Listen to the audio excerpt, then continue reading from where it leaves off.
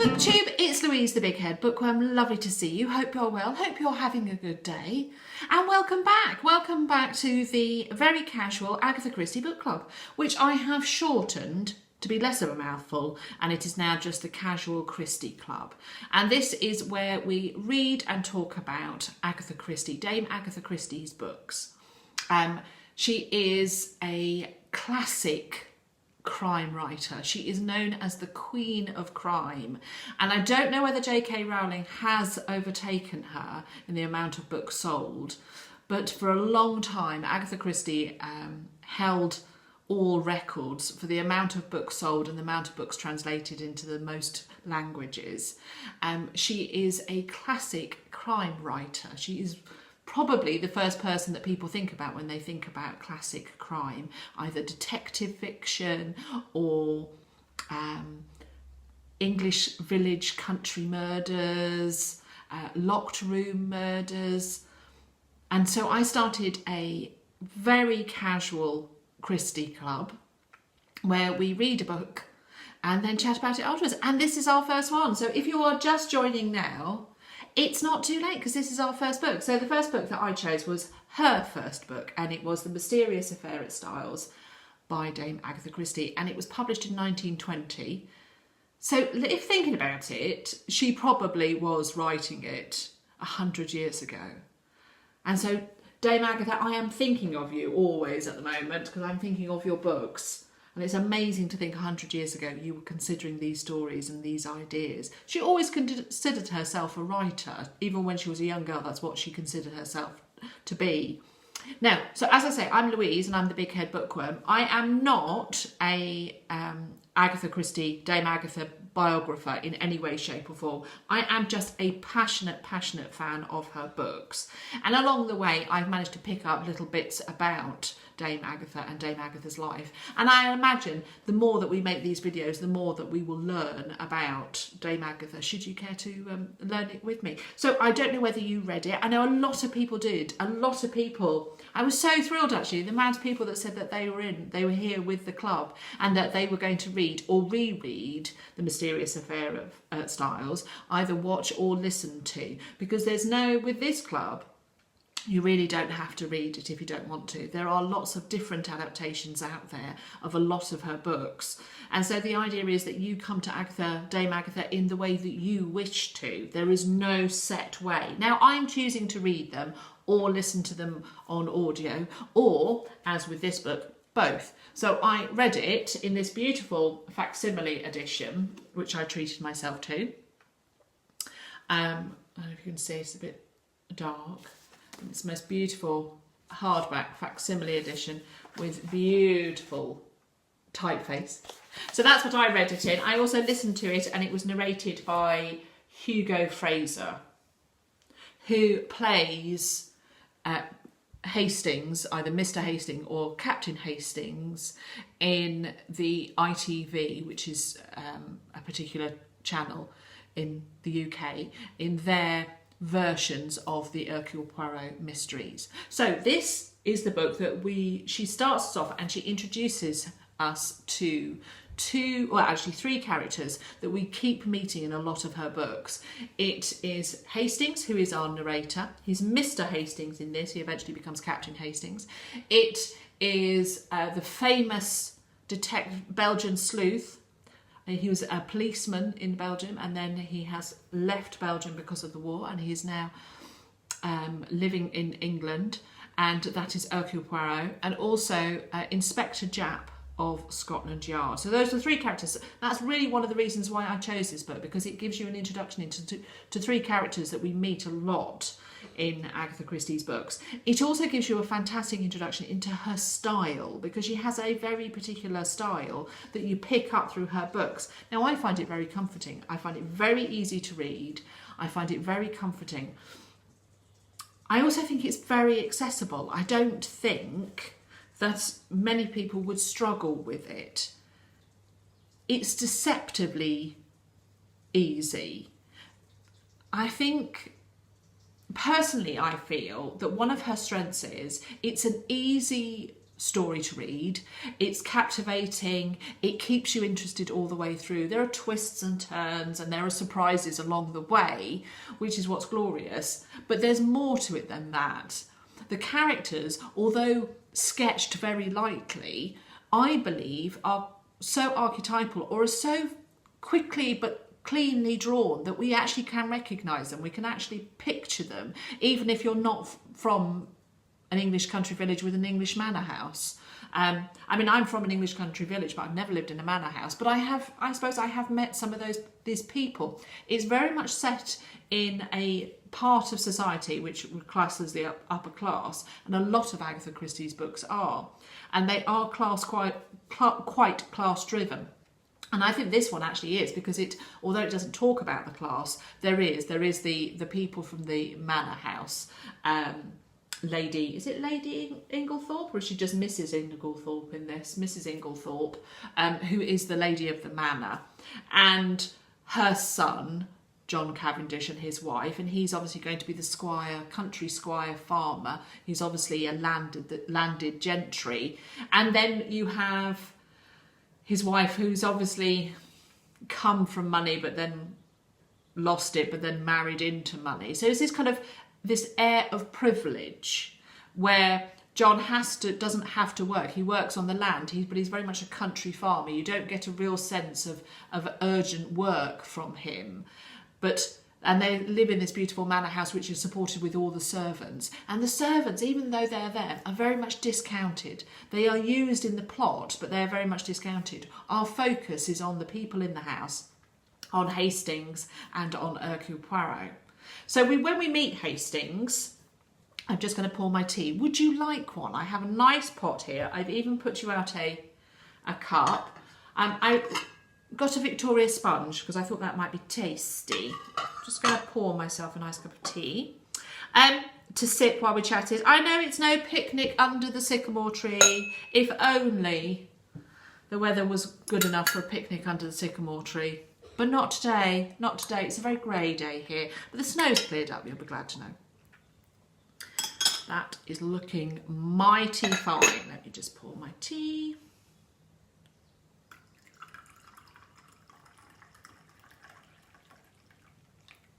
Lovely. Lovely cup of tea. So yes, we meet Hastings. Now it is obviously, I believe, set... I'll just put this here for you. Set during the First World War, or the Great War as it was known then, which is what we class as the First World War, but they believed it was the war to end all wars. Now I believe it's actually set during the First World War, because Hastings, when we meet Hastings, he has been invalided away from the front, but later he goes to work for the War Office. The war is a backdrop. It frames it.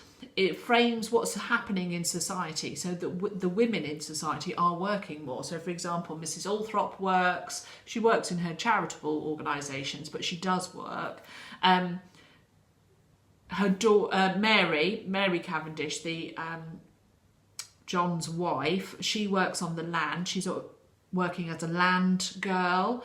And then Cynthia, she's working in the pharmacy. So there's more of an idea of actually women of all parts of society are working. The men less so, but there is more of a pulling together, and it's raising money, and there's an awareness of the war. And the war's the backdrop, I believe. And it's, of course, the war that sends Hercule Poirot and his fellow Belgians to be saved or rescued or given a place of shelter in the village.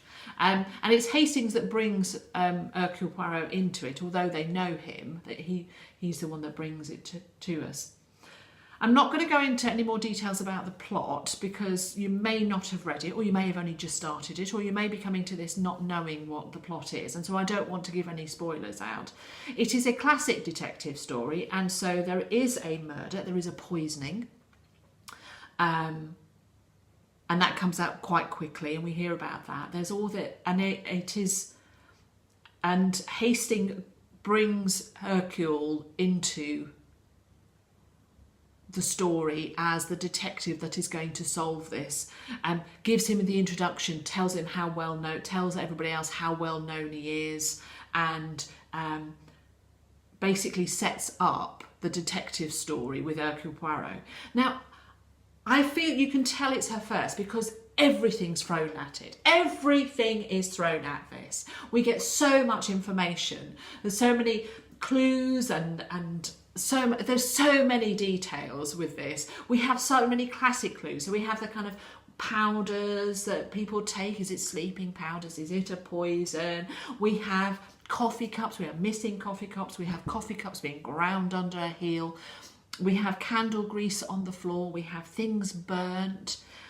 We have missing pieces of paper. We have the worry about which will is which. And these are classic devices. They're classic to us now. I don't know how classic they were at the time,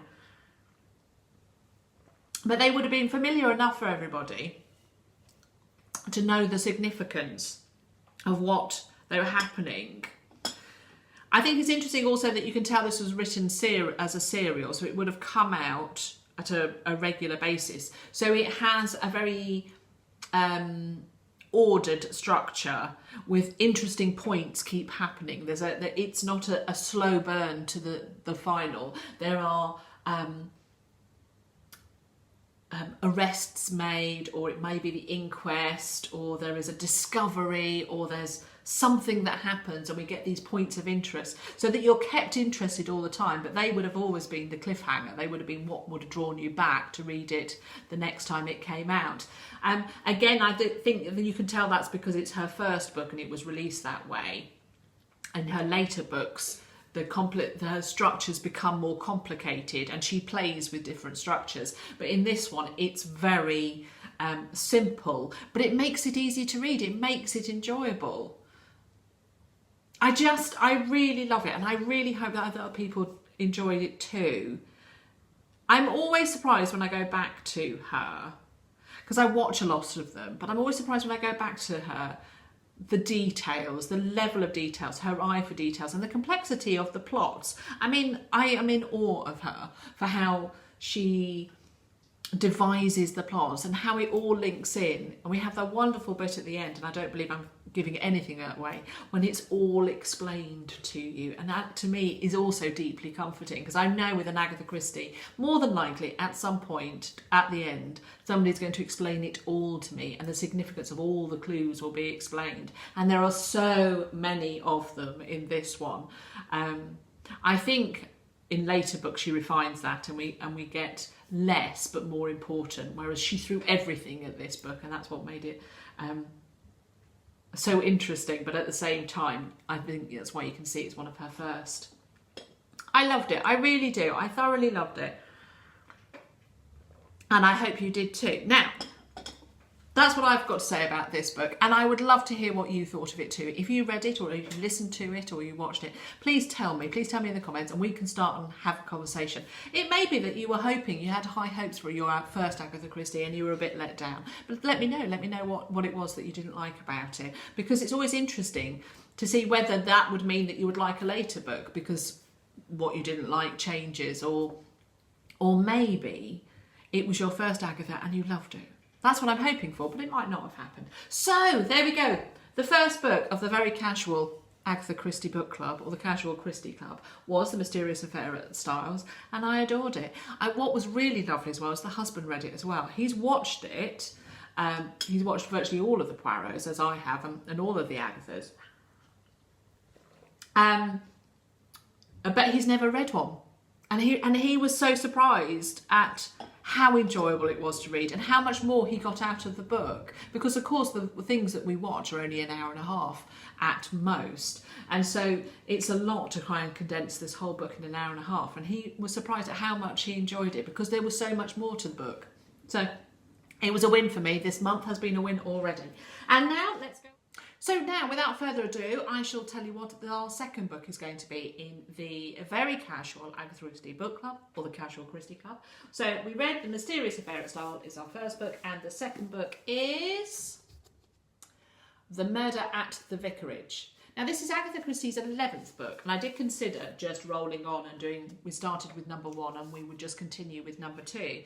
But because of Hercule Poirot and how good it was to read a book him being introduced to the series and how well known he is, I thought we would look at her other most famous sleuth, and that is Miss Marple. And this is the book we are introduced to Miss Marple. It is the first Miss Marple mystery.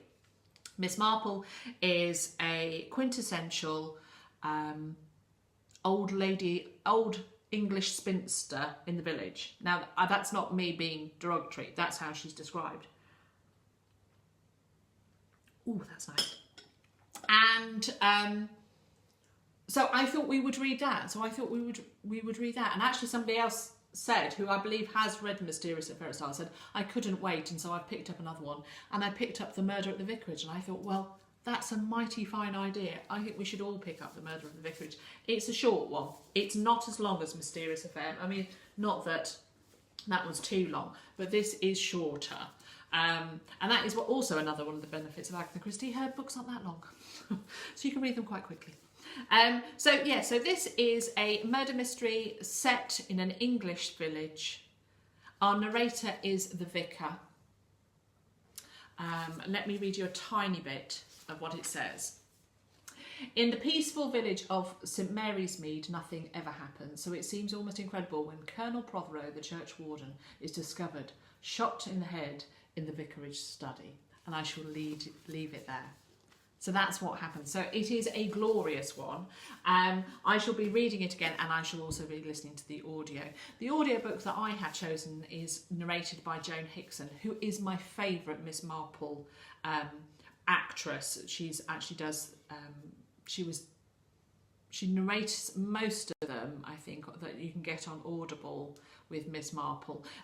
But she also did a lot of the ones on the screen as well. Now, there are lots of Miss Marples. There's a wide variety of Miss Marples. And so there are several versions of this, all of which I find are utterly comforting and wonderful in their own way. So if you do watch it, let me know which version you see, because all of them are slightly different. But there we go. That's our next book, The Murder at the Vicarage. And I would be interested to hear what you think of this and to hear what the difference is for you. So there we go. Our first two books of the Very Casual Christie Club.